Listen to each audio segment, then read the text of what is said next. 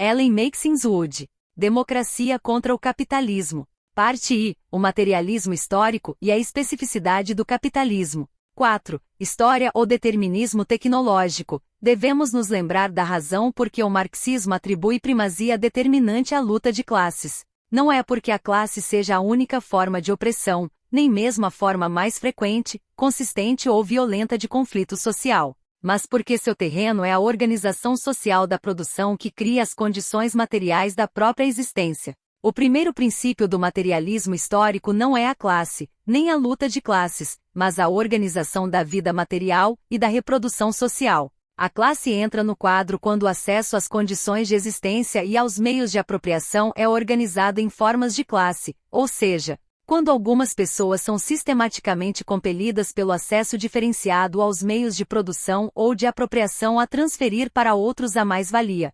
A pressão para transferir trabalho excedente assume formas diferentes, com graus variados de transparência. O capitalismo representa sem dúvida um caso especial, porque a apropriação capitalista não é um ato claramente visível, como o pagamento de rendas pelo servo ao senhor, que constitui um ato separado de apropriação depois da realização do trabalho do servo e no contexto de uma relação transparente entre apropriador e produtor. Em compensação, não existe meio imediato e óbvio de separar o ato da apropriação capitalista do processo de produção ou do processo de troca de mercadorias por meio do qual o capital realiza seus lucros. O conceito de mais-valia, por oposição ao conceito de trabalho excedente, que se aplica a todas as formas de apropriação de excedentes, torna clara essa complexa relação entre produção, realização em troca de mercadorias e apropriação capitalista. Nunca faltaram críticos, inclusive economistas marxistas, que se apressassem a apontar a dificuldade de explicar essas relações em termos quantitativos, isto é, de medir valor e excedente ou de relacionar valor e preço.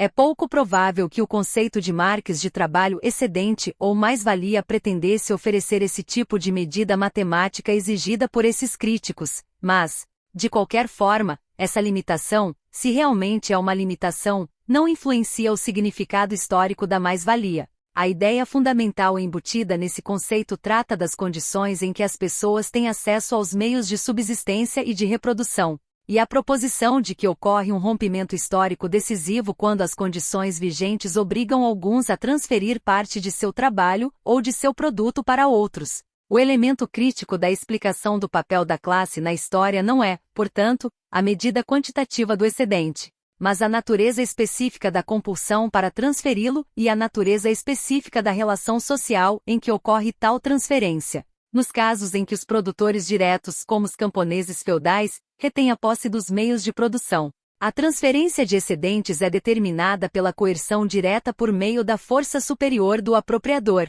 No capitalismo, a compulsão é diferente. A obrigação do produtor direto de abrir mão do excedente é precondição de acesso aos meios de produção e aos meios de manutenção da própria vida. O que obriga os produtores diretos a produzir mais do que vão consumir e a transferir o excedente para outra pessoa é a necessidade econômica que torna sua própria subsistência inseparável dessa transferência de mais-valia. No capitalismo, os trabalhadores assalariados que não têm meios de executar seu próprio trabalho só podem adquiri-los por meio de uma associação com o capital. Entretanto, isso não quer dizer necessariamente que os que são obrigados a transferir mais-valia irão receber apenas as necessidades básicas. Significa simplesmente que a transferência é condição necessária para o acesso aos meios de sobrevivência e de reprodução, e ao que conseguirem adquirir acima e além delas com esses meios. É possível provar que essas relações existem mesmo na ausência de meios de quantificar o excedente ou de medir os ganhos relativos de produtores e apropriadores.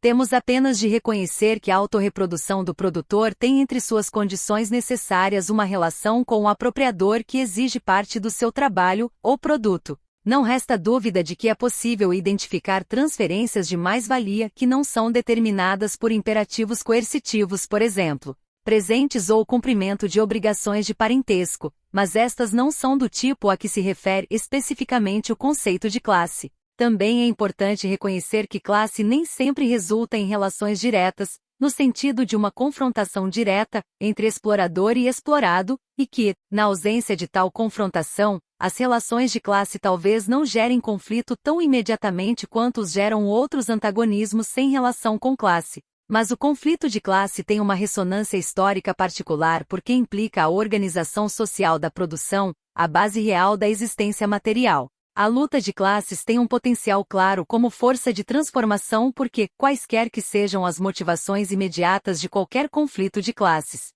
o terreno de luta está estrategicamente situado no coração da existência social. 1. Duas teorias marxistas da história. Como então, as relações entre produtores e apropriadores aparecem na explicação materialista do movimento histórico. Vou fazer distinção entre duas grandes categorias de explicação marxista, exemplificadas por dois de seus mais importantes expoentes modernos. A primeira situa as relações de produção e de classe em um contexto transhistórico maior de desenvolvimento tecnológico. A outra busca princípios específicos de movimento em toda forma social e em suas relações dominantes de propriedade social. A distinção que faço não é simplesmente a que existe entre as teorias marxistas que dão primazia às forças de produção e as que dão prioridade às relações de produção e à luta de classes. Em vez disso, quero enfatizar a diferença entre teorias que postulam uma lei geral, universal e transhistórica de mudança histórica, que invariavelmente significa algum tipo de determinismo tecnológico, e as que acentuam a especificidade de toda forma social, o que geralmente quer dizer uma exploração das leis de movimento específicas acionadas pelas relações sociais vigentes entre apropriadores e produtores. Dois exemplos especialmente importantes da intelectualidade marxista serão suficientes para ilustrar esta questão. Do ponto de vista teórico de cada um, os dois oferecem relatos da significativa transformação histórica que preocupou os historiadores marxistas: a transição do feudalismo para o capitalismo. O primeiro vem da influente escola do marxismo da escolha racional e trata-se de John Roemer, que uniu sua teoria de exploração e classe à teoria da história criada pela defesa de G. Acorrendo marxismo, entendido como determinismo tecnológico. O outro exemplo é o historiador marxista Robert Brenner e sua obra sobre as origens do capitalismo. A história, de acordo com John Roemer, assume a forma de uma evolução das relações de propriedade em que início da citação de John Roemer, abre aspas, o número progressivamente menor de tipos de fatores de produção permanecem aceitáveis como propriedade, fecha aspas, John Roemer. Por exemplo, a propriedade de pessoas é eliminada quando a sociedade escravagista passa para o feudalismo, restando alguns direitos de propriedade sobre o trabalho de outros e a propriedade de meios alienáveis de produção. A transição do feudalismo para o capitalismo elimina os direitos de propriedade sobre o trabalho de outros, apesar de ainda permitir a propriedade dos meios alienáveis de produção, e assim por diante. Essa socialização progressiva da propriedade ocorre por razões relacionadas à eficiência, ou seja,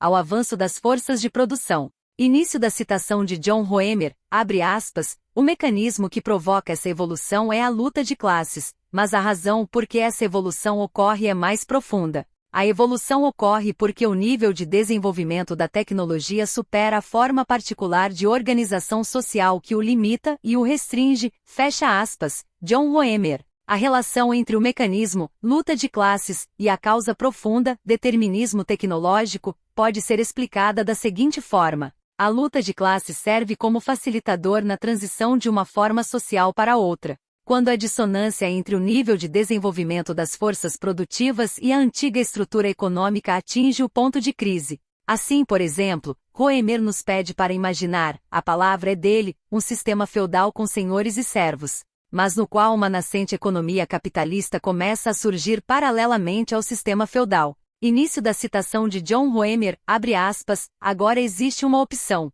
Capitalistas e senhores feudais competem pelo controle da população trabalhadora. Se a tecnologia ou as forças de produção que os capitalistas usam permitem-lhes pagar salários reais mais altos do que os recebidos pelos servos, haverá uma vantagem econômica na liberação da servidão que antes não existia.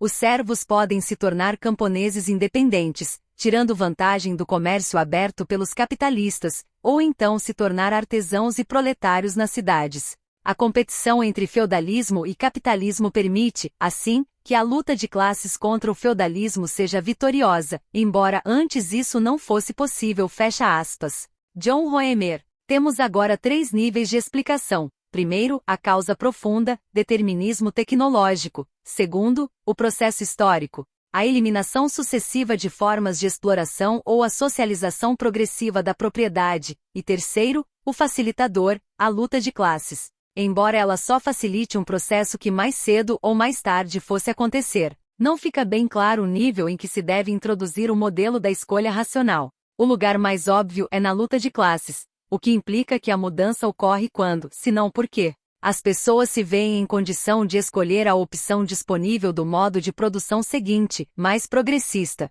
Ao mesmo tempo, parece haver, no nível da causa profunda, uma escolha racional abrangente relacionada ao esforço incessante de seres humanos racionais para aliviar suas condições de escassez, embora, na verdade, eles não escolham a estrutura econômica seguinte porque ela resulta em progresso tecnológico. Em qualquer dos 2 casos, a ligação necessária entre o modelo de escolha racional e a teoria da história é a premissa de que existe uma correspondência direta entre as ações que atendem ao interesse próprio dos atores racionais individuais e as exigências de progresso técnico e de crescimento econômico. Essa estrutura em 3 camadas suscita mais perguntas do que respostas, principalmente com relação às ligações entre seus 3 níveis. Serão os indivíduos racionais, vistos como os que fazem a história, mas fazem realmente? Motivados pelo desejo de aliviar a escassez por meio do aprimoramento tecnológico, ou pelo desejo de fugir à exploração, ou nenhuma coisa nem outra.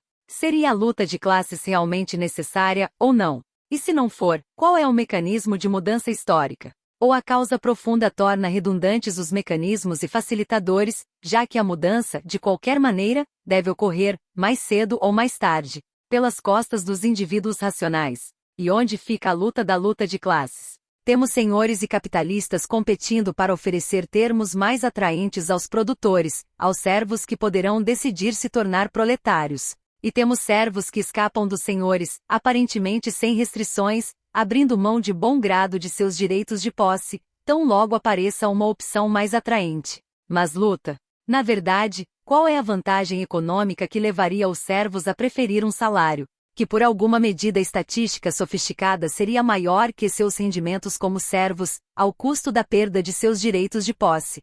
Cedendo a terra que lhes oferece acesso completo e direto aos meios de subsistência, em troca das incertezas da condição proletária? Ainda no que diz respeito a isso, mesmo que os servos escolham essa opção, como conseguiriam realizá-la? Se os direitos de propriedade dos senhores sobre o trabalho dos outros estão relacionados ao controle, ou seja, ao poder que exercem sobre os servos, como seria possível que, chegado o momento crítico da transição, os servos pudessem simplesmente optar por fugir ao controle do senhor apenas porque surgiu uma outra opção mais atraente? Não teria o feudalismo a lógica e os recursos de autossustentação capazes de impedir tão fácil transição? Tudo isso sem levar em conta que o edifício foi construído sem o benefício da certeza. Roemer escolheu cuidadosamente as palavras quando nos pediu para imaginar. Qualquer outra coisa é muito difícil. Imagine e suponha formam um vocabulário básico desse discurso jogo teórico. Não nos pedem, pelo menos com frequência, para acreditar que foi assim que as coisas realmente aconteceram, nem mesmo que era historicamente possível que ocorressem dessa forma, mas apenas que é logicamente concebível que acontecessem, embora nunca se esclareça a razão por que estaríamos interessados nessas possibilidades lógicas. Na realidade, é muito pouco provável que o próprio Roemer creia na sua descrição da transição para o capitalismo, e tem-se uma medida do preço cobrado por esse modelo jogo teórico, que o obriga a descartar tudo que ele, sem dúvida, conhece sobre as relações de poder entre senhores e servos, o empobrecimento dos pequenos produtores e a concentração da propriedade da terra, que foram as condições da transição, ou seja, tudo que se refere à coerção, compulsão, imperativos ou, na verdade, sobre as relações sociais de exploração. Esse processo de transição que Roemer nos pede para imaginar, evidentemente tem pouco a ver com a história, e não vale a pena contrapor com evidências essa história imaginária. Aparentemente, história é um assunto sobre o qual se pode dizer o que se quiser. 2. Petição de princípio da história. Roemer nos pede para imaginar uma coisa que seja absolutamente crucial para a sua argumentação. uma premissa sobre a qual é construído todo o frágil edifício. Temos de aceitar que o capitalismo existe como opção, que uma nascente economia capitalista começa a surgir paralelamente ao sistema feudal. Também não devemos perguntar como se chegou a esse ponto, embora para Roemer isso evidentemente não represente um problema. Início da citação de John Roemer, abre aspas. De acordo com o materialismo histórico, a exploração feudal, a capitalista e a socialista, todas existem no feudalismo. Em algum ponto, as relações feudais se tornam um empecilho para o desenvolvimento das forças produtivas e são eliminadas pela Revolução Burguesa. Em resumo, o materialismo histórico afirma que a história progride pela sucessiva eliminação de formas de exploração que são socialmente desnecessárias no sentido dinâmico. Fecha aspas, John Roemer, A General Theory of Exploitation and Class, Cambridge, Massachusetts, 1982. Ele passa então a caracterizar essa interpretação como uma tradução do aspecto tecnológico determinista da teoria do materialismo histórico para a linguagem da teoria da exploração. De acordo com essa interpretação do materialismo histórico, todas as formas sucessivas de exploração já estão contidas nas anteriores. Sua descrição do progresso da sociedade escravista para o capitalismo sugere que essa análise retrospectiva se estende para antes do feudalismo, de maneira que todas as formas de exploração que surgiram ao longo da história aparentemente já existiam desde o início, e a história evoluiu por um processo de eliminação. Cada forma de exploração é, por sua vez, eliminada por obstruir o desenvolvimento das forças produtivas. Nesse sentido, o determinismo tecnológico para Roemer oferece o mecanismo, a causa profunda, de eliminação. Mas a irredutível primeira premissa dessa argumentação é que cada forma social sucessiva existe simultaneamente com a precedente. Sob esse aspecto, a teoria da eliminação de Roemer não passa de uma variação mais engenhosa de um tema antigo. Os teóricos que enfrentam dificuldades com o processo têm uma tática favorita para explicar a história, a partir da premissa de que todos os estágios históricos, especialmente o capitalismo, já existiam efetivamente pelo menos como traço recessivo, desde o início. Essas explicações da história geralmente invocam algum deus ex machina, algum fator externo, para explicar o processo que provoca o amadurecimento desses traços recessivos ou embrionicos. Tradicionalmente, as forças externas mais populares têm sido o comércio, mercados que se expandem ou contraem, rotas de comércio que se abrem ou fecham, ou o progresso técnico. Concebidos os dois como exógenos aos sistemas em processo de transformação, seja no sentido de que são determinados por intrusos, como os invasores bárbaros, seja no sentido de que operam de acordo com alguma lei universal, progresso, o desenvolvimento natural da mente humana ou talvez, mais cientificamente, ciclos demográficos, não específica ou inerente à forma social existente. Premissas como essas foram sempre a especialidade da ideologia burguesa, de que vou tratar em um dos próximos capítulos. Por ora, basta observar que os marxistas com frequência se deixaram tentar por coisas semelhantes, criando imagens de modos aspirantes de produção que se ocultavam nos interstícios dos anteriores, esperando apenas uma oportunidade para estabelecer a própria dominância quando certos obstáculos fossem removidos. Parece muito mais fácil explicar a morte do que já existe do que seu aparecimento. O conceito altusseriano de formação social, por exemplo, em que todos os modos de produção podem coexistir sem a menor necessidade de se explicar como surgiram, atende exatamente a esse objetivo. Não resta dúvida de que esse tipo de truque intelectual sempre foi usado para substituir uma teoria marxista da história. E não há dúvida de que os aforismos esquemáticos de Marx sobre os estágios da história e dos sucessivos modos de produção poderiam ser lidos como convites para se evitar, assim, a questão dos processos históricos. Afinal, foi Marx quem primeiro falou dos grilhões e dos interstícios. Mas ainda existe mais em Marx que exige que procuremos a chave da mudança histórica na lógica dinâmica das relações sociais existentes, sem adotar como premissa exatamente aquilo que se deve demonstrar. O objetivo principal de Robert Brenner foi quebrar o hábito comum de aplicar a questão histórica central à petição de princípio, a prática de admitir a existência da coisa cujo surgimento deve ser explicado. Ele distingue dois tipos de teorias históricas na obra do próprio Marx. Uma que depende pesadamente do materialismo mecânico e do determinismo econômico do iluminismo do século XVIII, e uma segunda que surge da crítica madura de Marx à economia política. O primeiro se caracteriza por explicar essa questão invocando o autodesenvolvimento das forças produtivas pela divisão do trabalho, que evoluía em resposta à expansão dos mercados, um capitalismo nascente no seio da sociedade feudal. O caráter paradoxal dessa teoria torna-se então imediatamente evidente. Não existe, na verdade, transição a ser realizada. Como o modelo se inicia com a sociedade burguesa nas cidades, acompanha sua evolução como se ocorresse por meio de mecanismos burgueses, ou seja, mudança e competição que levam à adoção das técnicas mais avançadas e a mudanças simultâneas na organização social da produção, e faz com que o feudalismo transcenda a si mesmo em consequência da exposição ao comércio. O problema de como um tipo de sociedade se transforma em outro desaparece das premissas e nunca é posto. Como observa Robert Brenner em Bourgeois Revolution and Transition to Capitalism, Cambridge, 1989. Mais tarde, Marx abordaria esse problema de forma diferente. Ele revisou substancialmente suas opiniões sobre as relações de propriedade em geral e sobre as relações de propriedade pré-capitalistas em particular. Nos Grundrisse e em O Capital, Marx define as relações de propriedade como, no primeiro caso, as relações dos produtores diretos com os meios de produção e entre si, que lhes permitiam autorreproduzir-se tais como eram. Segundo essa explicação, o que distingue as relações de produção pré-capitalistas é que elas oferecem aos produtores diretos todos os meios de reprodução.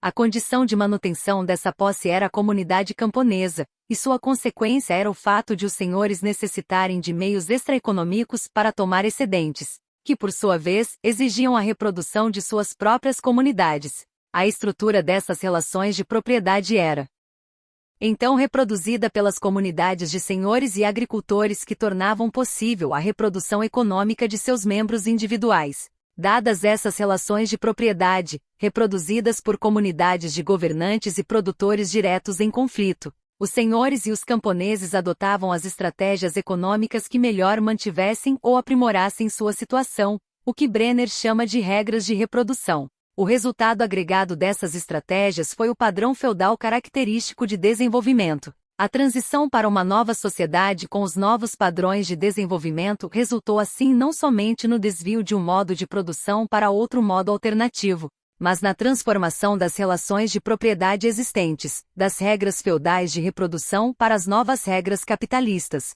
De acordo com essas novas regras, a separação dos produtores diretos dos meios de produção e o fim dos modos extraeconômicos de extração deixariam apropriadores e produtores sujeitos à competição e, capazes de, na verdade, obrigados a agir em resposta às exigências de lucratividade sob as pressões competitivas. Isso levantou uma questão nova e diferente sobre a transição do feudalismo para o capitalismo.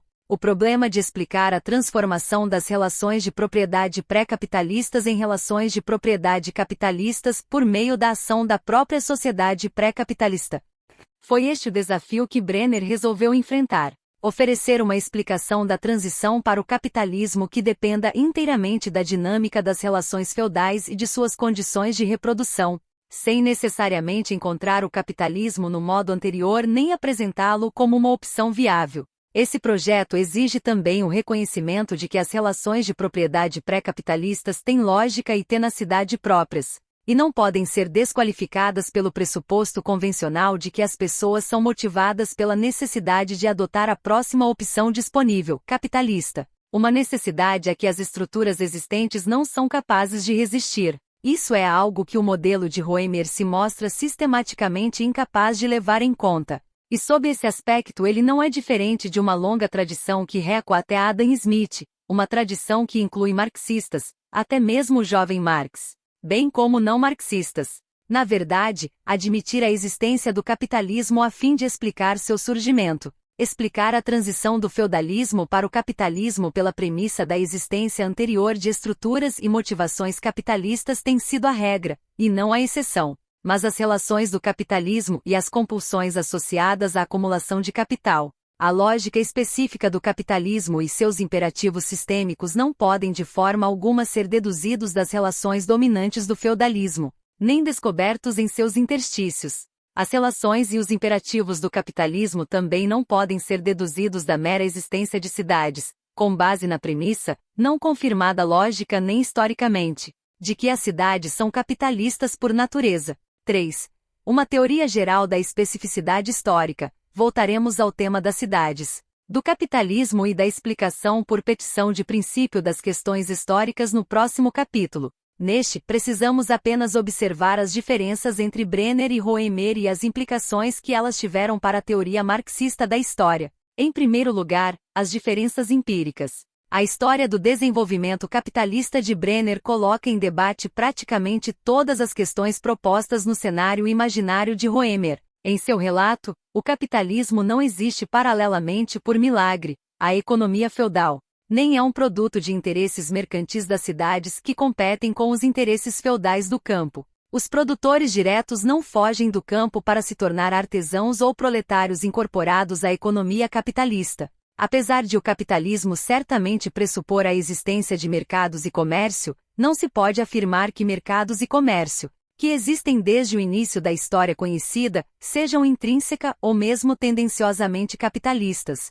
Na visão de Brenner, a transição para uma forma de sociedade claramente capitalista é um processo desencadeado pela transformação das relações agrárias, sob condições particulares que pouco têm a ver com a simples expansão do comércio. Na verdade, esse relato, bem como outros no famoso debate sobre a transição, começa por lançar dúvidas sobre o antagonismo inerente aos mercados e às profissões em relação à ordem feudal. Não são o capitalismo nem o mercado como opção ou oportunidade que precisam ser explicados, mas a emergência do capitalismo e do mercado capitalista como imperativos. Brenner oferece uma explicação das condições muito especiais em que os produtores diretos no campo foram submetidos aos imperativos de mercado, em vez do surgimento de opções para os produtores diretos, oportunidades oferecidas a eles pelos interesses comerciais nas cidades. Nos modelos tradicionais do determinismo tecnológico e da revolução burguesa, combinados com seus correspondentes não marxistas, uma sociedade capitalista que já existia simplesmente amadurece. No modelo de Brenner, um tipo de sociedade se transforma em outro. Não se trata do fato de, na sua análise, a cidade ser substituída pelo campo, nem do fato de profissões e comércio terem um papel meramente marginal, mas, pelo contrário, é o fato de Brenner reconhecer a especificidade do capitalismo e suas leis de movimento características, o que também implica o reconhecimento da necessidade de explicar como profissões e comércio, para não mencionar as cidades, que já existiam desde o início da história conhecida, tornaram-se diferentes do que sempre foram. Desnecessário dizer que a existência das cidades e das formas tradicionais de comércio por toda a Europa, e em outras partes, foi uma condição necessária da existência do padrão especificamente inglês de desenvolvimento. Mas dizê-lo é muito diferente de explicar como elas adquiriram uma dinâmica caracteristicamente capitalista. Brenner tem ainda de explicar o papel das cidades e da economia urbana no desenvolvimento econômico da Europa,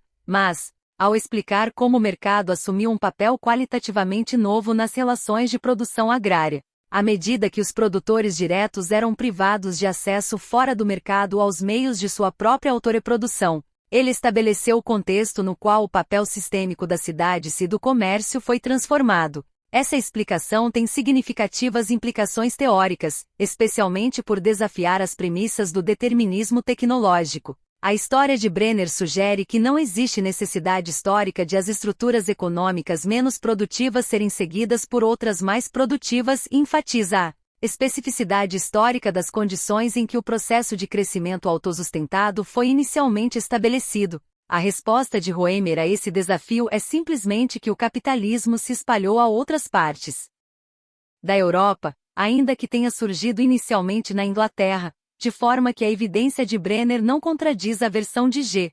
Acorrendo materialismo histórico, com sua lei universal do determinismo tecnológico, mas sem levar em conta o tratamento arrogante do tempo histórico e o tratamento semelhante do espaço geográfico. Sua resposta depende de se tratar a priori o processo historicamente específico de expansão capitalista como uma lei transhistórica da natureza. Quando Roemer invoca a universalidade do desenvolvimento capitalista, ou no mínimo sua chegada a outras partes da Europa, ele está admitindo como verdade que esse fato indica um processo universal de avanço tecnológico, mas isso é apenas um meio de evitar o problema. O capitalismo em si vem mostrando, desde o início, uma clara capacidade de expansão e universalização. uma capacidade enraizada nas pressões específicas de acumulação, competição e desenvolvimento da produtividade do trabalho. A argumentação de Brenner, ao contrário do determinismo tecnológico, evita admitir sem discussão o desenvolvimento universal do capitalismo, subordinando-o a uma lei qualquer de mudança tecnológica, e ao contrário, explica como condições historicamente específicas produziram os imperativos tecnológicos que são característica única do capitalismo e sua única motivação expansionista. Ao buscar na dinâmica do próprio feudalismo a força motriz da transição do feudalismo, e não na leitura de princípios e motivações capitalistas da história, nem pela pressuposição de uma teoria geral qualquer de movimento. Brenner desafia toda a noção da teoria histórica vista como uma descrição geral de leis universais que se movem numa direção pré-determinada. Não somente ele questiona as credenciais histórico-materialistas de tal teoria por atribuí-la a uma fase pouco desenvolvida da obra de Marx, ainda presa criticamente ao pensamento burguês clássico, mas todo o seu projeto histórico confirma a visão de que uma teoria da história que subordina todo o processo de desenvolvimento desde a antiguidade clássica até o capitalismo, para não falar de toda a história do mundo, a uma lei do movimento universal e essencialmente unilateral teria de ser tão geral a ponto de se tornar vazia. Afinal, qual a utilidade de uma teoria de progresso tecnológico que se afirma igualmente compatível com os momentos de rápido aprimoramento técnico e longas épocas de estagnação, ou de petrificação? Uma coisa é dizer que o capitalismo favorece de maneira ímpar o desenvolvimento tecnológico. Outra coisa muito diferente é afirmar que o capitalismo se desenvolveu porque favorece o desenvolvimento tecnológico, ou que o capitalismo tinha de se desenvolver porque, de alguma forma, a história exige o desenvolvimento das forças produtivas, ou que sistemas menos produtivos são seguidos necessariamente por outros mais produtivos, ou que o desenvolvimento das forças produtivas é o único princípio conhecido do movimento histórico de um modo de produção para outro. Uma vez que se admita o imperativo específico do capitalismo de aprimorar as forças de produção, como admite até o mais renhido determinista tecnológico, parece mais eficiente, segundo o princípio da navalha de Occam, e menos evasivo, dizer que a universalidade do capitalismo demonstra a especificidade de seu impulso de aprimoramento das forças produtivas, seu impulso e sua capacidade competitivos e expansionistas, em vez da generalidade do determinismo tecnológico.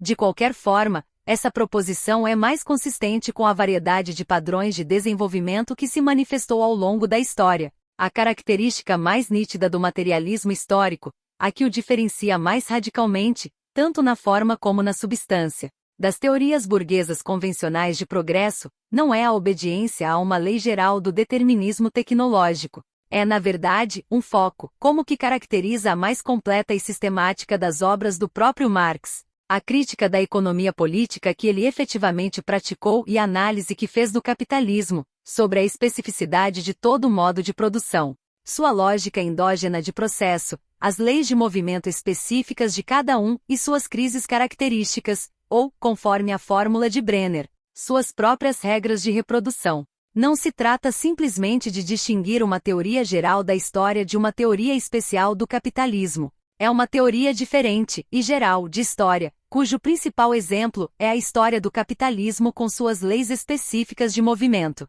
O determinismo tecnológico assume a forma de previsões retrospectivas ou mesmo teleológicas, com o benefício do conhecimento do que realmente ocorreu, com tamanho grau de generalidade que nenhuma evidência empírica é capaz de falsificá-lo, ao passo que o materialismo histórico exige especificação empírica que não pressupõe um resultado predeterminado. Mas se a marca de uma teoria é a existência de pontos fixos que permanecem constantes para todas as suas aplicações específicas, há aqui pontos fixos mais que suficientes. Em particular o princípio de que na base de toda forma social existem relações de propriedade cujas condições de reprodução estruturam os processos históricos e sociais. 4. O marxismo precisa de uma visão unilinear da história. Uma das críticas mais sérias e mais frequentes lançada contra o marxismo é a de que ele adota uma visão mecânica e simplista da história, segundo a qual todas as sociedades estão predestinadas a passar por uma única sequência inexorável de estágios, a partir do comunismo primitivo,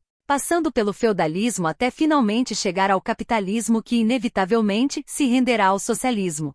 O que se discute nessa crítica não é apenas o valor do marxismo como teoria da história e sua apregoada incapacidade de explicar a variedade de padrões históricos que se veem no mundo, mas também a viabilidade do próprio projeto socialista. Se o marxismo está errado com relação ao curso unilinear da história, ele certamente estará errado acerca da inevitabilidade, ou até mesmo da possibilidade, do socialismo. Essa crítica do marxismo como teoria da história tornou-se progressivamente mais difícil de sustentar diante do volume de boa história marxista que a contradiz com toda clareza. Apesar da tenacidade de sua caracterização como determinismo unilinear, o grande e crescente corpo da historiografia marxista forçou os críticos a abrir outra frente de ataque. Mesmo antes do colapso do comunismo, já nos informavam que sem uma história mecanicamente determinista e unilinear, o marxismo não poderia existir. Depois de perder o controle da própria vida, a sua concepção profundamente errada da história, o marxismo morreu. E com a história marxista, vai-se também o projeto socialista, uma vez que pode não haver mais motivos para se acreditar que a história lançou as bases do socialismo. Contudo, é preciso que se diga que os críticos do marxismo nunca estiveram sozinhos na crença de que alguma coisa vital se perdeu com a concepção unilinear da história e que a convicção socialista deverá sofrer sérios danos com o abandono da crença simples num padrão universal de história, caracterizado em particular por um crescimento inexorável das forças produtivas. Essa consideração está certamente representada, por exemplo, na tentativa de G.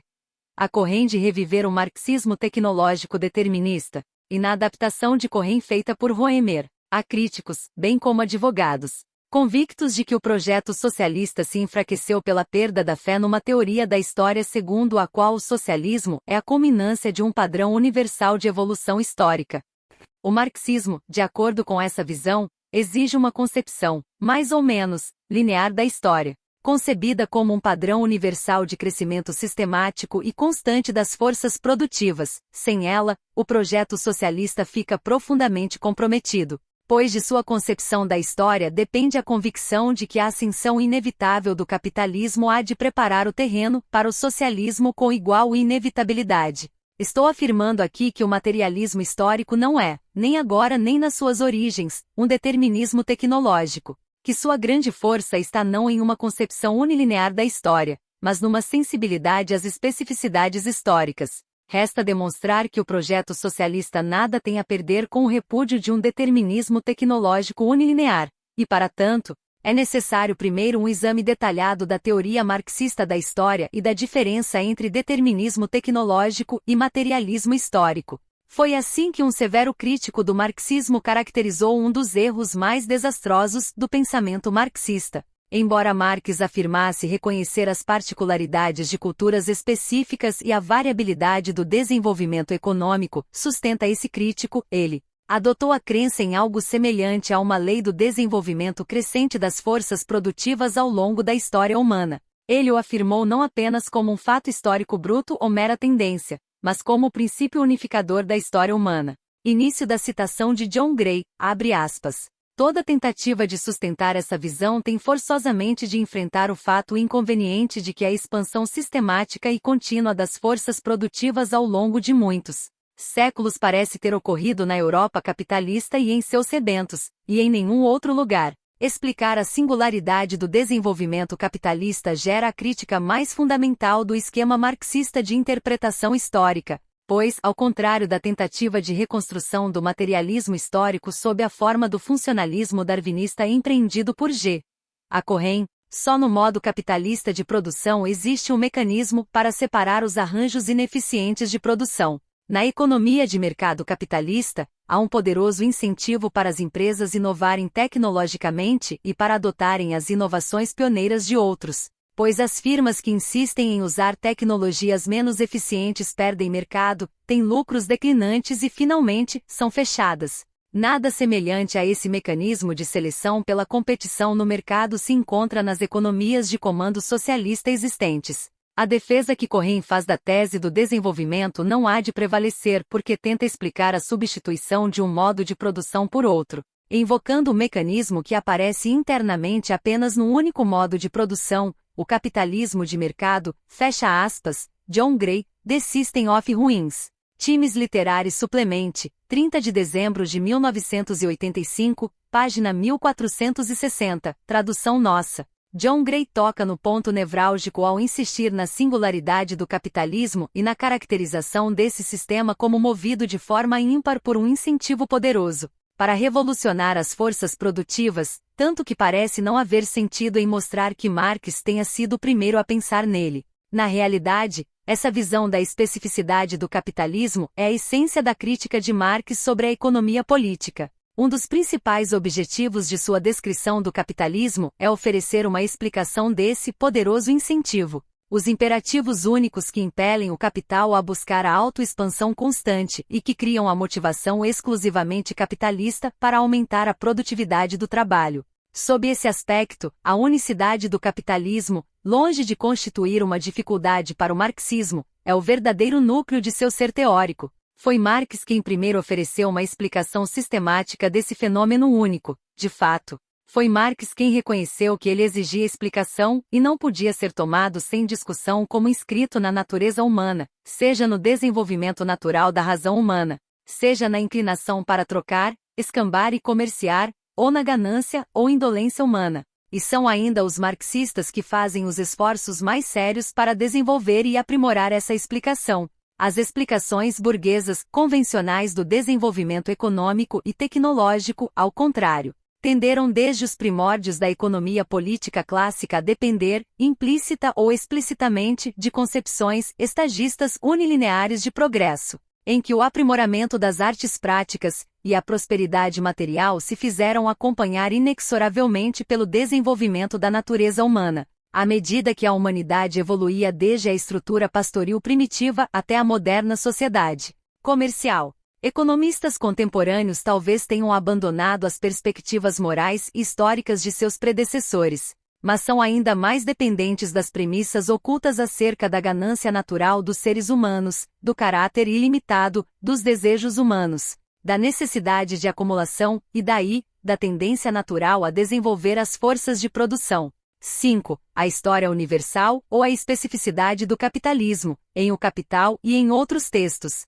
Marx enfatiza a particularidade do impulso capitalista de revolucionar as forças produtivas. Início da citação de Karl Marx, abre aspas, a indústria moderna, criada pelo capital, é revolucionária, enquanto todos os outros modos de produção foram essencialmente conservadores, fecha aspas, Karl Marx. Início da citação de Karl Marx, abre aspas, contando com instrumentos, técnicas e métodos de organizar o trabalho, que uma vez estabelecido, tendia a se petrificar, fecha aspas, Karl Marx. A classe capitalista exige mudança constante na produção, enquanto as classes anteriores exigiam estabilidade. Início da citação de Manifesto Comunista, abre aspas. A burguesia não tem condições de existir sem revolucionar continuamente os instrumentos de produção, e consequentemente as relações de produção, e todas as relações sociais. Conservação em forma inalterada dos antigos modos de produção foi, portanto, a condição primeira de existência das primeiras classes industriais, fecha aspas.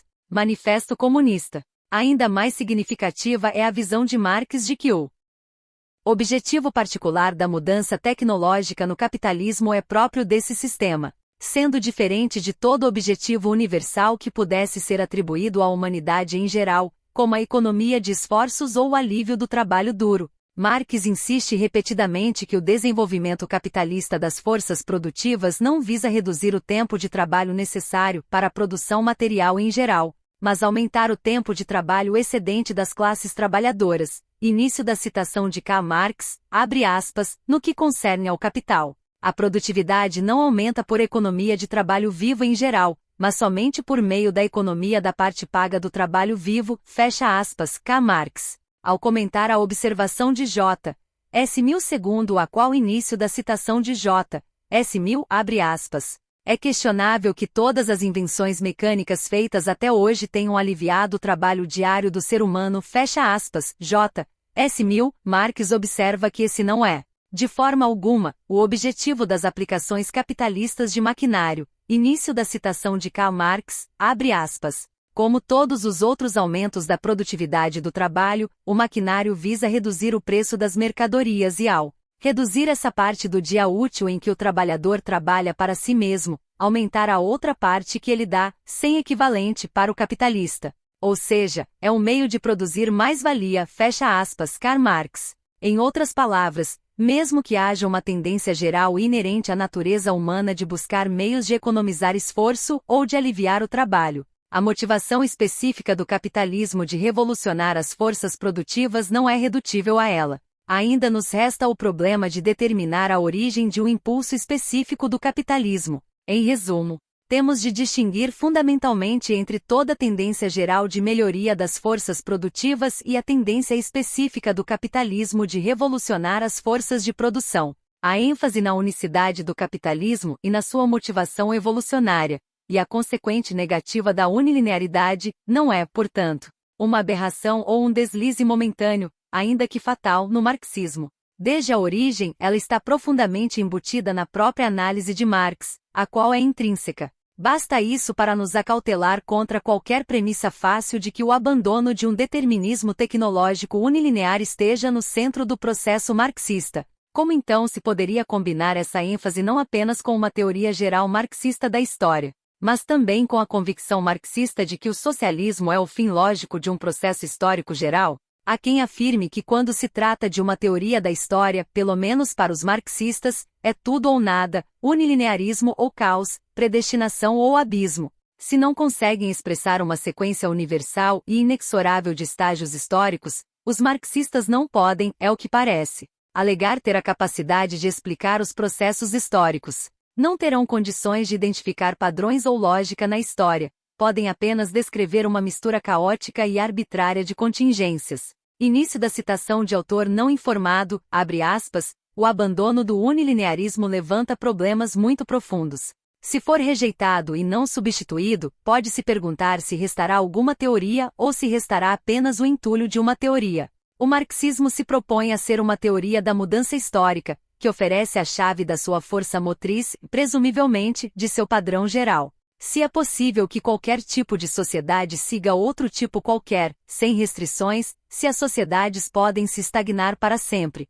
que significado se pode associar à atribuição de primazia às forças de produção, ou mesmo a qualquer outra coisa? Se não há restrições aos padrões possíveis de mudança, qual o sentido de procurar o mecanismo oculto ou o segredo da restrição, se não há restrição a ser explicada? Se tudo é possível, o que a teoria deveria explicar? E qual a teoria verdadeira? Os marxistas ocidentais que rejeitam despreocupados o unilinearismo como um estorvo desnecessário e irritante, sem nem mesmo pensar em substituí-lo por outra coisa, não parecem entender que tudo o que lhes restará é um rótulo, não uma teoria. Apesar de ser realmente falso, a rejeição irrestrita do unilinearismo esvazia o marxismo, fecha aspas, autor não informado. Isso parece um extraordinário mal-entendido, não apenas do marxismo, mas das consequências da teoria e da explicação históricas. É mesmo verdade que na ausência do unilinearismo, qualquer tipo de sociedade siga outro tipo qualquer, sem restrições?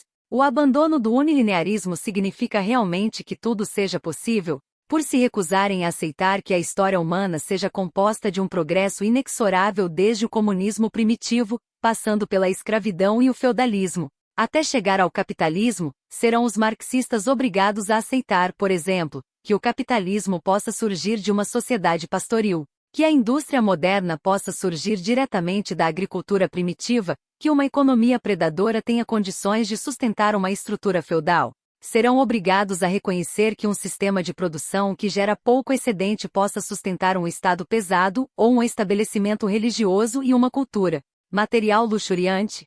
Nada restará realmente da teoria marxista, no caso da negação do unilinearismo, que negue a possibilidade de todas essas anomalias históricas. Com essa visão maniqueísta das alternativas, é difícil ver como uma teoria, ou mesmo uma explicação histórica, seja possível. O marxismo precisa de fato do unilinearismo para ter uma teoria da mudança histórica?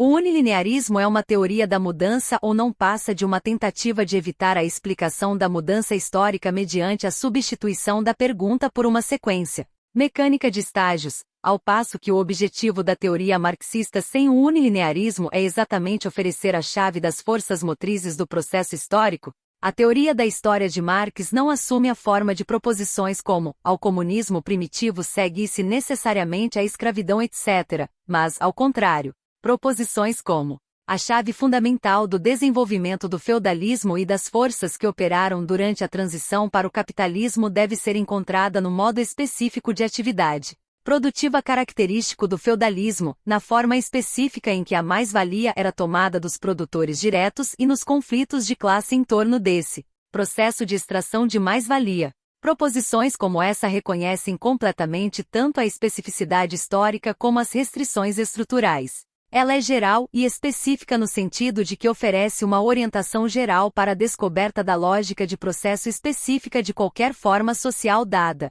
E o próprio Marx, é claro, aplicou esses princípios gerais, relativos à centralidade da atividade produtiva e à forma específica em que se extrai mais-valia dos produtores diretos, numa análise monumentalmente detalhada e frutífera do capitalismo e suas leis de movimento muito específicas. Então, em meio a tudo isso, onde aparecem as forças de produção, a proposição de que a história seja apenas o progresso inexorável das forças produtivas é vazia e inconsistente de acordo com a análise de Marx do capitalismo. Ela acomoda toda uma gama de possibilidades, desde a revolução das forças produtivas sob o capitalismo até a tendência de as forças produtivas se petrificarem nas sociedades pré-capitalistas. O sentido em que isso é verdadeiro tem valor explicativo muito limitado e passa ao largo da questão crítica do desenvolvimento capitalista. Evidentemente, não se discute que, numa perspectiva bastante longa, o desenvolvimento das forças produtivas materiais tenha tido caráter geral de evolução.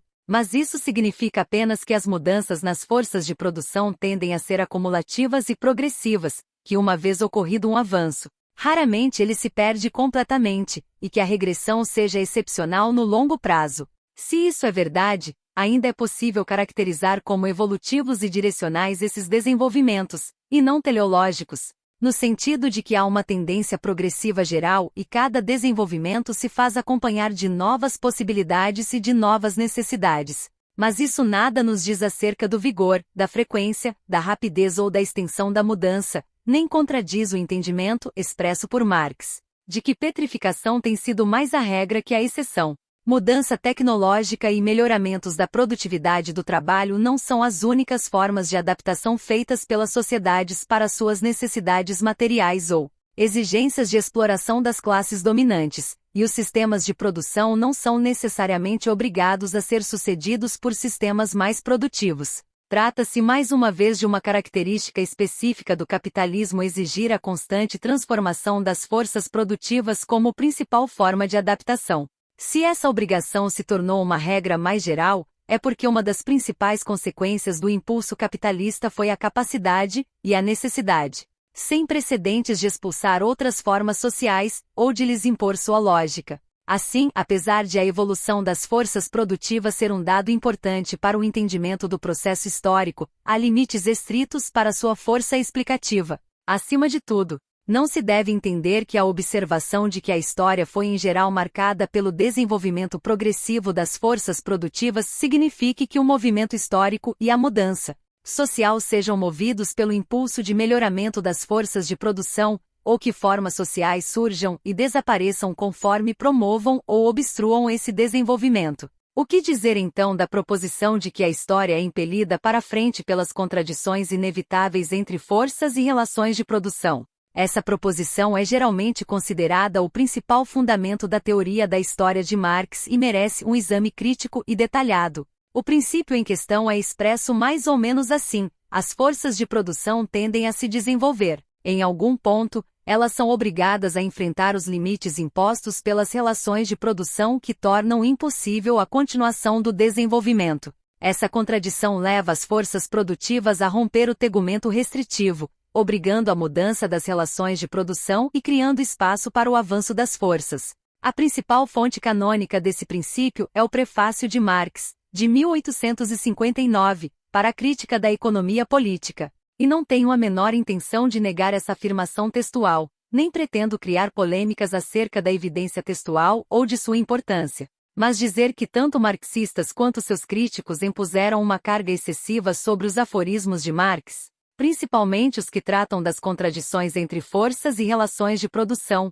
e os que tratam de base e superestrutura sem levar em conta sua raridade, alegoria poética e economia de expressão, e sem colocar na balança o peso de toda sua obra e o que ela nos diz acerca dos princípios teóricos. Mas com ou sem o imprimatur de Marx, o princípio da contradição entre forças e relações de produção exige exploração. Começarei por um exemplo citado contra minha versão de materialismo histórico por um crítico marxista que me censurou por dar pouca atenção às contradições, especificamente a contradição entre forças e relações de produção, como o principal mecanismo de transformação social significativa. O caso da Roma antiga é invocado para ilustrar como essas contradições sistemáticas, para distinguir de alguma ação voluntarista, como a luta de classes, produzem a mudança histórica. Em primeiro lugar, é assim que se descreve a contradição sistemática relevante na interpretação da história romana em que se baseia esta crítica. Início da citação de autor não informado, abre aspas, um declínio na oferta de escravos resultante das baixas taxas de reprodução interna, que levaram à cessação das tentativas de criação de escravos, que reduziu a taxa de exploração, que então impôs a depressão complementar do trabalho livre para manter os níveis gerais de extração de excedentes. Fecha aspas, autor não informado. Seja ou não uma explicação adequada da passagem da antiguidade ao feudalismo, o que ela nos diz acerca do significado da contradição entre forças e relações de produção?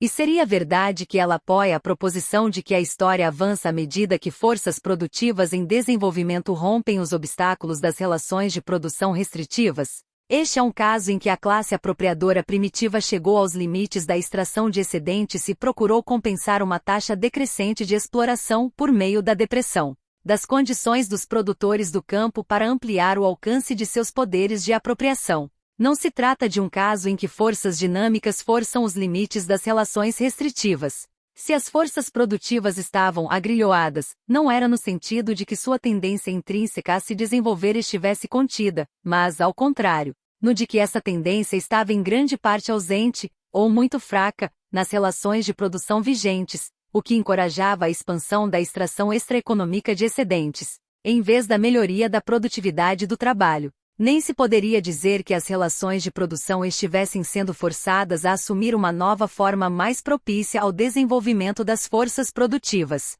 Pelo contrário, era mais uma questão de as relações de produção se adaptarem aos limites das forças produtivas. Uma reorganização da extração de excedentes para se ajustar às limitações da produção. À medida que a infraestrutura imperial, suas cidades, seus sistemas de estradas, sua riqueza, sua população, se desintegrava, e à medida que o império se tornava cada vez mais vulnerável às invasões bárbaras, por povos que tinham forças produtivas menos desenvolvidas, o aparelho de apropriação de excedentes foi efetivamente reduzido à escala das forças produtivas existentes.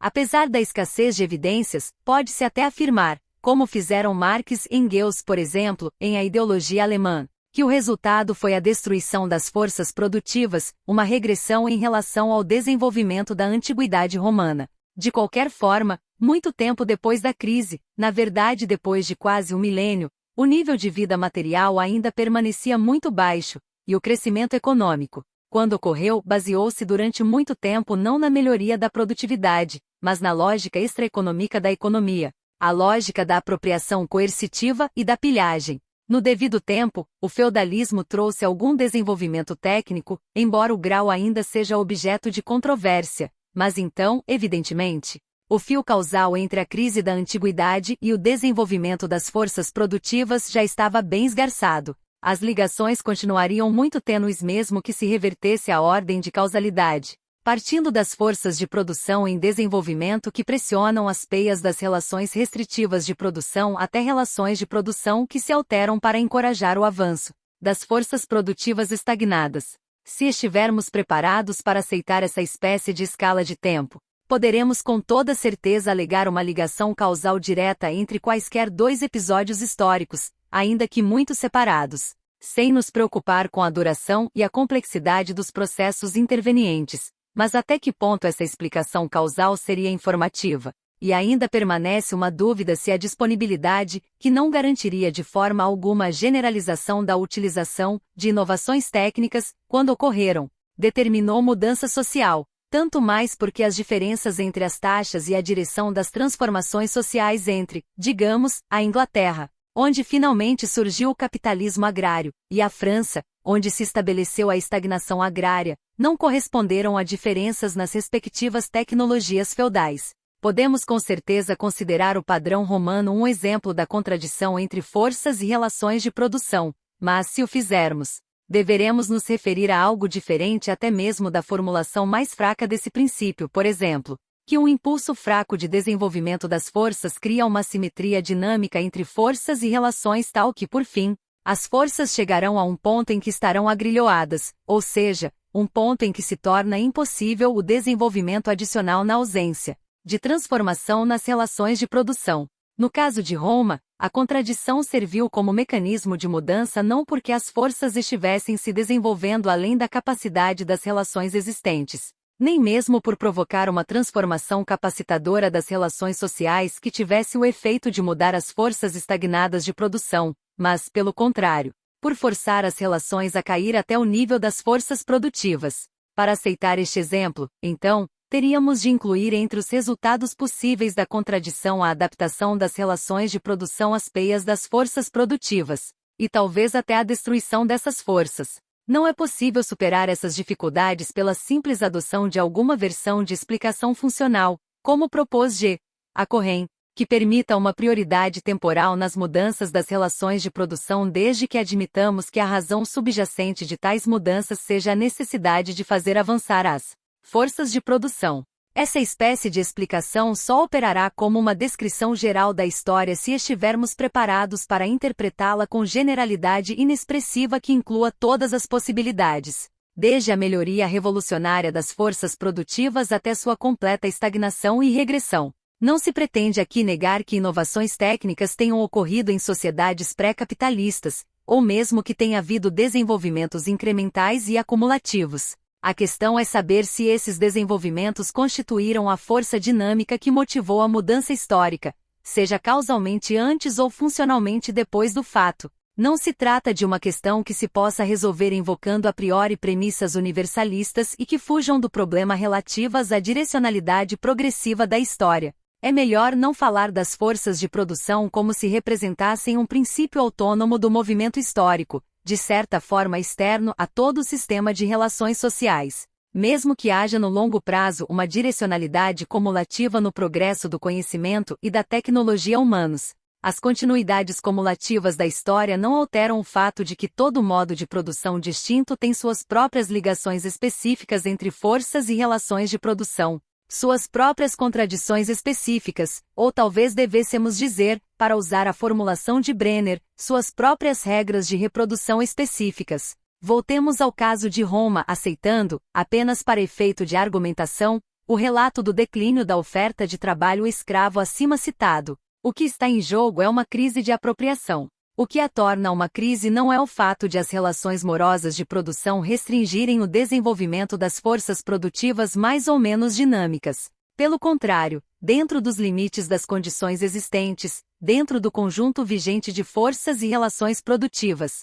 Isso se deve ao fato de as classes principais já não serem capazes de usar suas estratégias normais de autorreprodução. A luta de classes entra no processo nesse ponto, e não apenas no ponto de transição, pois as estratégias de reprodução são determinadas não em isolamento, mas nas relações entre apropriadores e produtores. Quando atingem seus limites de viabilidade, as estratégias provavelmente se alteram. Isso não implica necessariamente a adoção de estratégias mais propícias ao avanço das forças produtivas. Nas sociedades pré-capitalistas em geral, o resultado mais provável é uma adaptação do alcance e dos métodos de extração de excedentes, ou a reorganização das forças extraeconômicas que constituem o poder de apropriação, seja por exploração direta seja por pilhagem e guerra, o Estado, o aparelho militar e assim por diante. Isso significa também que a vantagem possuída por qualquer sociedade em particular em relação a outras não precisa ser diretamente proporcional ao nível de suas forças produtivas.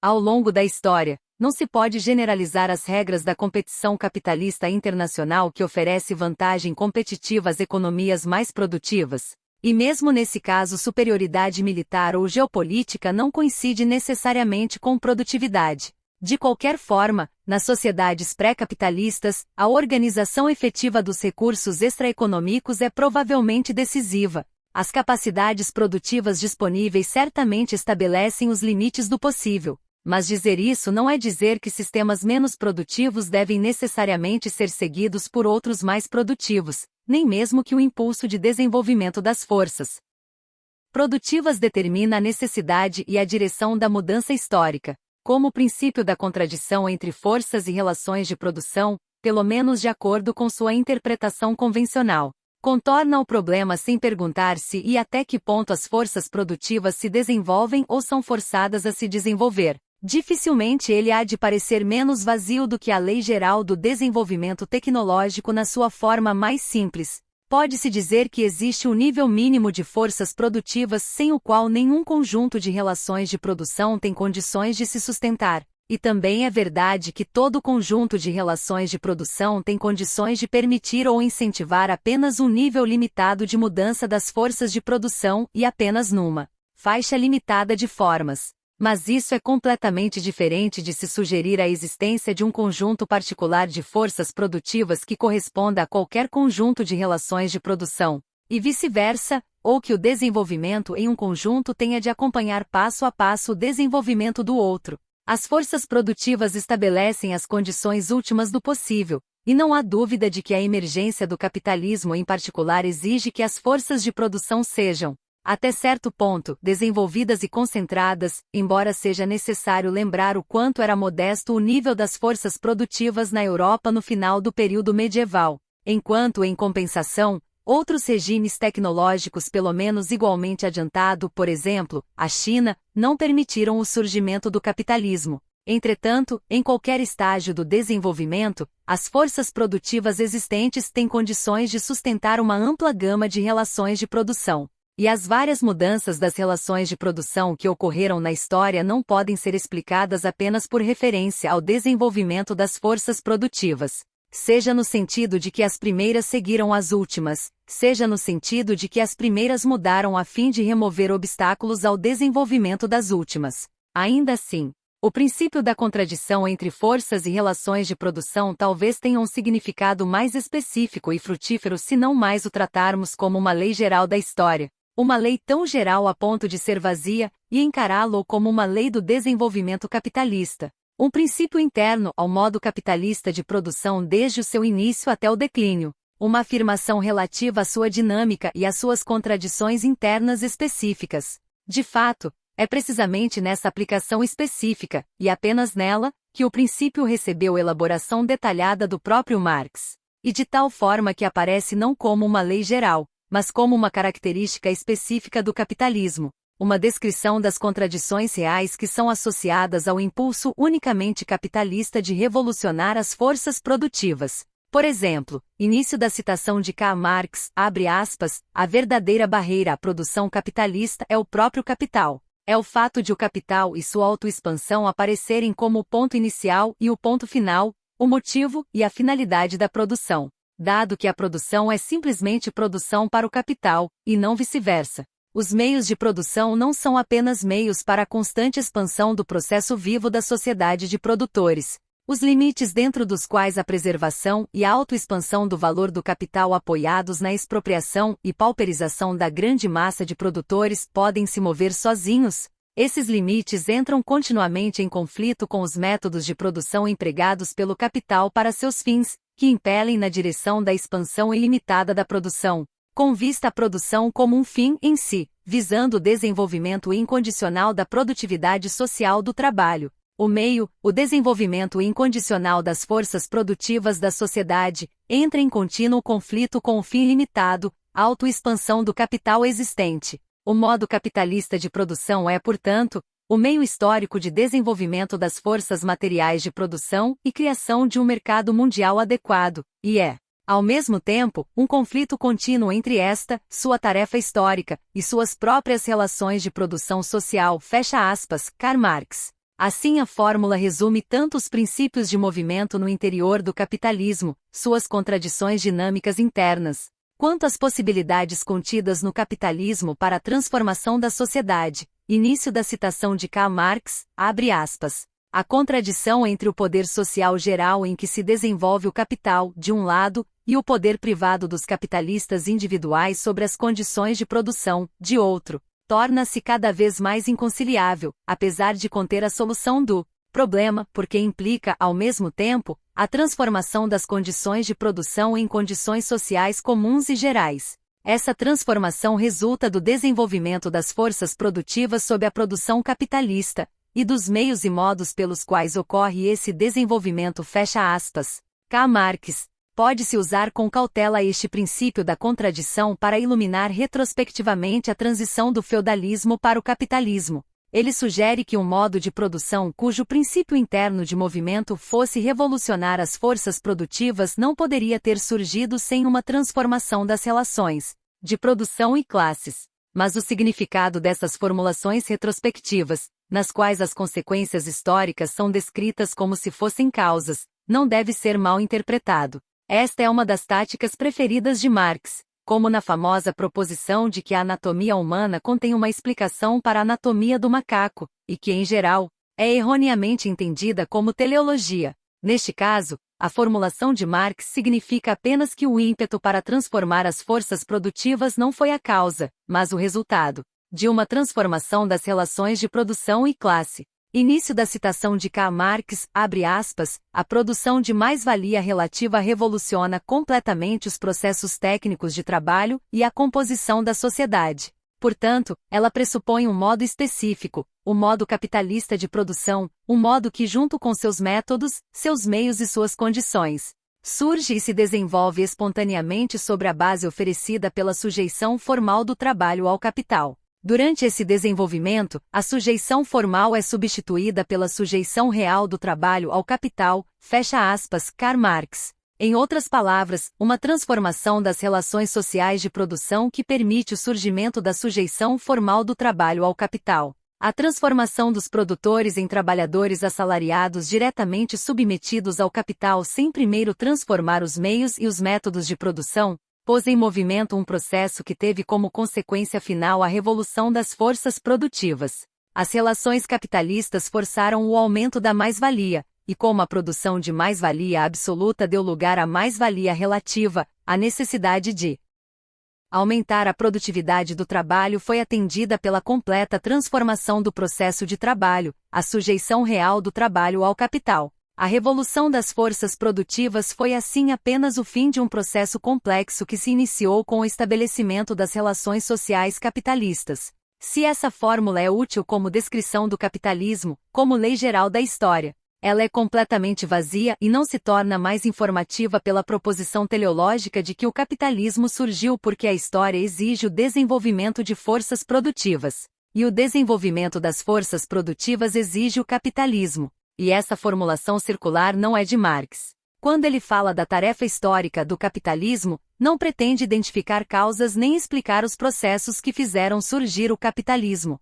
Faz apenas uma afirmação relativa aos efeitos do desenvolvimento capitalista, e a faz especificamente do ponto de vista do socialismo. A afirmação de que início da citação de K. Marx, abre aspas, o modo capitalista de produção se apresenta a nós historicamente como uma condição necessária da transformação do processo de trabalho em processo social, fecha aspas. Karl Marx, fala-nos um pouco sobre o que fez o capitalismo para tornar possível a transição para o socialismo, mas nada nos diz sobre as leis da história em geral, nem explica como se estabeleceu um sistema em que a transformação das forças produtivas era realmente uma lei do movimento básica. Certamente é significativo que nos relatos do próprio Marx sobre as transições históricas o desenvolvimento das forças produtivas tenha papel pequeno como força motriz primária. Isso é verdade mesmo em sua explicação da transição do feudalismo para o capitalismo. Suas descrições mais abrangentes das sociedades pré-capitalistas nos Grundrisse, e da transição histórica para o capitalismo, especialmente na seção que trata da acumulação primitiva em O Capital, não invocam o desenvolvimento das forças produtivas como o impulso motivador da mudança histórica. Elas se baseiam de fato na premissa de que o fenômeno a ser explicado é exatamente a origem do impulso claramente capitalista de desenvolver as forças de produção. Há duas maneiras de ver esse fato curioso. Uma é dizer que existe uma inconsistência fundamental entre a sua teoria geral, tal como claramente declarada no prefácio de 1859, que trata o avanço das forças produtivas como a força motivadora da história em geral, e sua análise do capitalismo como único no impulso de favorecer o desenvolvimento tecnológico. A alternativa, como já sugeri, é reconsiderar o que é geral na sua teoria geral. Mas é necessário ter sempre em mente que, se existe um único tema que predomina sobre todos os outros no materialismo histórico de Marx e na crítica da economia política que formaram o núcleo da obra de toda sua vida, é uma insistência na especificidade do capitalismo. Se existe uma teoria geral consistente em sua obra, há de ser uma que se ajuste a esse princípio fundamental. E aquela teoria geral há de provavelmente, mais uma vez, consistir nos instrumentos teóricos, aplicados com notável efeito na crítica da economia política, que lhe permitiram identificar a especificidade do capitalismo e suas leis de movimento características. Não há dúvida de que Marx nunca se preocupou em resolver as inconsistências entre seus aforismos acerca das forças de produção e sua insistência na especificidade do capitalismo. Mas mesmo no contexto da teoria geral tecnológica, se isso ela realmente o é, há espaço para uma dinâmica especificamente capitalista. A questão crítica para Marx foi sempre o impulso específico do capitalismo de revolucionar as forças de produção, o que é diferente de qualquer tendência mais geral de melhorar as forças de produção que possam ser atribuídas à história como um todo. Nesse sentido, ele foi capaz de manter consistentemente os dois pontos de vista: o de que a história demonstra uma tendência geral de melhorar as forças de produção e o de que o capitalismo tinha uma necessidade e uma capacidade especiais de revolucionar as forças produtivas. Desde o início de sua carreira, Marx nunca se desviou da visão de que o impulso capitalista é específico e sem precedentes e de que, fossem quais fossem as tendências progressivas geralmente observáveis na história, a lógica específica do capitalismo e sua compulsão específica de melhorar por meios técnicos a produtividade do trabalho não se reduzem a essas tendências gerais. Elas exigem explicação específica. Ele também deixou bem claro que o impulso capitalista de melhorar a produtividade do trabalho é completamente diferente de, e geralmente oposto a, toda a inclinação humana geral de reduzir o trabalho. O impulso capitalista é, mais uma vez, aumentar a porção não paga do trabalho. Ele dedicou grande parte de sua vida a explicar essa dinâmica especificamente capitalista. Marx conduz sua crítica da economia política, o núcleo de sua obra madura, diferenciando-se daqueles que aceitam sem discussão e universalizam a lógica e a dinâmica do capitalismo sem reconhecer a especificidade histórica de suas leis e sem procurar descobrir o que as produz. Contrariamente aos economistas políticos clássicos e a uma multidão de ideólogos da sociedade comercial, Marx não partiu da premissa de que o progresso corporificado na sociedade moderna era apenas o resultado de um impulso inerente à natureza humana ou uma lei natural, mas insistiu sempre na especificidade da exigência capitalista de produtividade e na necessidade de se encontrar uma explicação para ela. Foi o fato de ele ter identificado essa dinâmica específica que tornou possível levantar a questão da transição para o capitalismo e buscar uma explicação de como se aciona essa dinâmica, o que era impossível enquanto as pessoas postulavam as forças que precisavam ser explicadas. Marx nunca propôs uma explicação sistemática do processo histórico de transição, e suas discussões dos modos pré-capitalistas de produção nunca chegaram a ser mais que análises retrospectivas, parte de uma estratégia para esclarecer a operação do capitalismo e enfatizar a historicidade de suas leis e categorias. Mas ele deu o salto qualitativo necessário para tornar possível uma explicação da transição, e assim estabeleceu uma base para uma teoria geral da história que também iria tratar outros modos de produção em seus próprios termos específicos. É especialmente irônico que essa estratégia adotada por Marx para acentuar a especificidade do capitalismo tenha sido confundida com o relato teleológico da história. Assim, por exemplo, seu famoso aforismo dos Grundrisse, segundo o qual o início da citação de Karl Marx, abre aspas, a anatomia humana contém uma explicação para a anatomia do macaco, fecha aspas, Karl Marx, foi descrito como uma afirmação de sua postura teleológica que está intimamente associada à propensão à explicação funcional. Esse erro de entendimento é agravado pela sugestão de que o aforismo se aplica à relação teleológica entre comunismo e capitalismo exatamente como se aplica à relação entre os modos de produção, capitalista e pré-capitalista. Não se pode negar que às vezes Marx efetivamente analisa o capitalismo do ponto de vista do socialismo, ou seja, quando identifica o potencial do capitalismo para a transformação socialista. Mas esse procedimento de tratar o capitalismo em relação às sociedades pré-capitalistas tem um objetivo diferente. O capitalismo é capaz de oferecer uma chave para a sociedade pré-capitalista, no sentido proposto aqui, apenas porque ele existe concretamente por ter gerado suas próprias categorias historicamente constituídas, cuja especificidade histórica Marx tenta demonstrar aplicando-as criticamente a formas pré-capitalistas. É precisamente este o sentido de sua crítica à economia política. A questão não é que o capitalismo esteja prefigurado nas formas pré-capitalistas, mas, ao contrário, que o capitalismo representa uma transformação historicamente específica. Marx adota essa estratégia paradoxal a fim de contestar início da citação de Karl Marx, abre aspas. Os economistas que apagam todas as diferenças históricas e veem relações burguesas em todas as formas de sociedade, fecha aspas, Karl Marx, ou seja, contra o que poderia ser chamado de tendências teleológicas da economia política clássica, para a qual relações burguesas são a ordem de coisas natural e universal, o destino do progresso já presente em todos os estágios anteriores da história. Como ponto de partida de Marx é a recusa de incorporar o capitalismo no processo histórico que o produziu, e especialmente de uma teoria da história em que todo modo de produção é acionado por suas próprias leis diferentes de movimento. Seu procedimento característico é exatamente o oposto da explicação teleológica ou mesmo da funcional. A transição para o capitalismo, então, é historicamente única porque representa o primeiro caso em que uma crise nas regras de reprodução produziu não apenas uma transformação dos modos de apropriação, mas um processo cujo resultado foi um impulso inteiramente novo e contínuo para revolucionar as forças de produção. É especificamente no capitalismo que o impulso dinâmico das forças produtivas pode ser visto como um mecanismo primário de mudança social. O capitalismo também é único em suas contradições sistêmicas particulares entre forças e relações de produção. O impulso sem precedentes para desenvolver e socializar as forças de produção, significativamente na forma da classe operária, força constantemente os limites de seu objetivo primário, a autoexpansão do capital, que às vezes é levada até mesmo a destruir capacidades produtivas, como os países capitalistas adiantados descobriram muito bem em anos recentes. 6. A história e a necessidade do socialismo. Se a contradição entre forças e relações de produção não oferece uma explicação para a emergência de uma forma social em que essa contradição tem papel realmente central, onde se poderia encontrar essa explicação?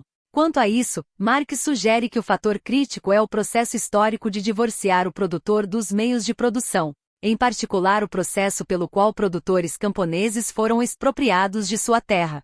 Embora ele tenha algumas coisas a dizer a respeito desse processo, restou para outros historiadores explicar como e por que ele ocorreu, e como gerou os imperativos especificamente capitalistas que revolucionam as forças materiais de produção. Essas questões foram de fato o assunto das frutíferas obras da historiografia marxista, em especial no debate sobre a transição e na obra de Robert Brenner. Se há em Marx uma declaração sistemática de uma tendência muito geral na história, uma direção única para a qual tendeu toda a história humana, então suas observações sobre a separação crescente dos produtores diretos dos meios de seu próprio trabalho, subsistência e reprodução são mais sistematicamente desenvolvidas e mais úteis que o determinismo tecnológico, e elas também fixam os termos de sua concepção de socialismo. O marxismo tecnológico determinista tende a sugerir que o objetivo do socialismo é aperfeiçoar o desenvolvimento das forças produtivas. Não é surpresa que essa versão do marxismo fosse a mais afinada com o regime soviético esmagadoramente preocupado com a rápida industrialização a qualquer preço. A outra versão do marxismo, que busca sua inspiração na caracterização feita pelo próprio Marx da história ocidental como a crescente separação dos produtores diretos dos meios de produção, sugere um projeto diferente para o socialismo, a reapropriação dos meios de produção pelos produtores diretos. O primeiro projeto, mesmo sem levar em conta as deformações fatalistas, seria provavelmente impelido por impulsos antidemocráticos, como se deu no caso da aceleração forçada do desenvolvimento econômico em prejuízo dos trabalhadores. O outro projeto tem em seu núcleo as mais altas aspirações democráticas, resumidas na definição de Marx do socialismo como, nos seus fundamentos, uma associação livre de produtores. Tratar o processo de expropriação como uma tendência geral, pelo menos na história do Ocidente, tem muito a recomendá-lo politicamente, e como um guia da história. Ele certamente nos diz algo essencial acerca do longo processo histórico, que se estende do passado até a antiguidade clássica que criou as condições para a emergência do capitalismo, mas não substitui o método de Marx de descoberta de especificidades históricas, não somente a especificidade do capitalismo, mas, por extensão, das formas não capitalistas. E mesmo como tendência geral, o processo de expropriação em si é afetado pela especificidade de toda forma social, a relação particular entre apropriadores e produtores diretos. De fato, esse é um processo particularmente difícil de se formular como lei, pelo menos na forma de leis transhistóricas, por ser um processo de luta de classes cujo resultado específico deve, por definição, permanecer imprevisível. A teoria marxista tem condições de nos apontar a luta de classes como o princípio do movimento histórico e de nos oferecer os instrumentos para explorar seus efeitos, mas é incapaz de nos informar a priori como essa luta vai se desenvolver, e na verdade, por que deveria fazê-lo?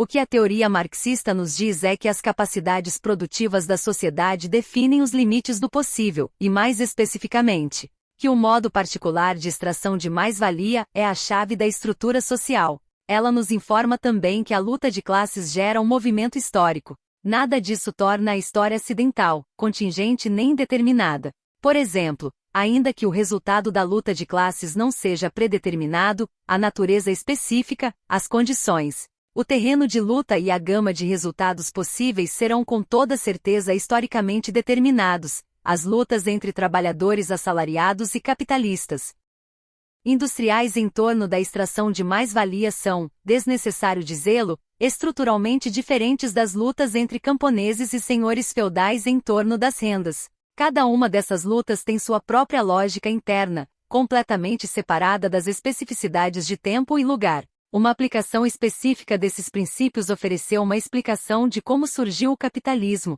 como as relações capitalistas geraram, entre outras coisas, o impulso compulsivo para revolucionar as forças produtivas. Como os imperativos da acumulação de capital tenderam a generalizar a lógica do capitalismo e a afogar os outros modos de produção, enquanto criavam as condições que colocam o socialismo na ordem do dia. O socialismo pode, sem dúvida, ser entendido como uma construção sobre os desenvolvimentos do capitalismo, enquanto resolve suas contradições específicas. Mas reconhecer a especificidade do capitalismo é, ao mesmo tempo, insistir na especificidade do socialismo, não apenas como extensão ou melhoramento do capitalismo, mas como um sistema de relações sociais com uma lógica intrínseca própria, um sistema que não é movido pelos imperativos da maximização dos lucros, da acumulação e do chamado crescimento, com seu desperdício e sua degradação material, humana e ecológica.